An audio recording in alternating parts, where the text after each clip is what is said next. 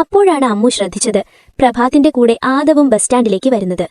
അമ്മുവിന് അവനോട് ചോദിക്കണമെന്നുണ്ടായിരുന്നു അവന്റെ വീട് തങ്ങളുടെ വഴിയിലാണോ എന്ന്. പക്ഷെ എന്തോ ഒരു ചമ്മൽ തോന്നി അവനോട് സംസാരിക്കാൻ. അതുകൊണ്ട് അമ്മു ഒന്നും ചോദിച്ചില്ല.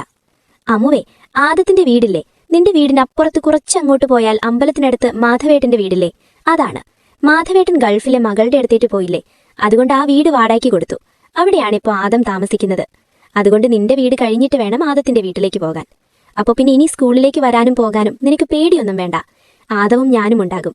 രാവിലെ എപ്പോഴാണ് ഇറങ്ങുന്നതെന്ന് പറഞ്ഞാൽ അതനുസരിച്ച് നമുക്ക് ഒരുമിച്ചിറങ്ങാം. അവൻ ഇറങ്ങുന്ന സമയത്ത് നീ റെഡിയായാൽ മതി. എന്നിട്ട് നിങ്ങൾ രണ്ടുപേരും കൂടി എന്റെ വീട്ടിന്റെ അടുത്തോട്ട് ഒരുമിച്ച് വന്നാൽ മതി. നമുക്ക് 3 പേർക്കും കൂടി വരാം. ഇനി വരവും പോക്കും ഒരുമിച്ച് മതി, പ്രഭാത് ഉറപ്പിച്ചു പറഞ്ഞു. അവൻ പറഞ്ഞതെല്ലാം കേട്ടപ്പോൾ അമ്മുവിന് മനസ്സിൽ വല്ലാത്തൊരു സന്തോഷം നിറഞ്ഞു. ആദത്തിന്റെ കാര്യവും അതുപോലെ തന്നെയായിരുന്നു. ഇനി അമ്മുവിനൊപ്പം വരാനും പോകാനും കഴിയുമെന്ന ചിന്ത അവന്റെ ഉള്ളിലും സന്തോഷം നിറച്ചു.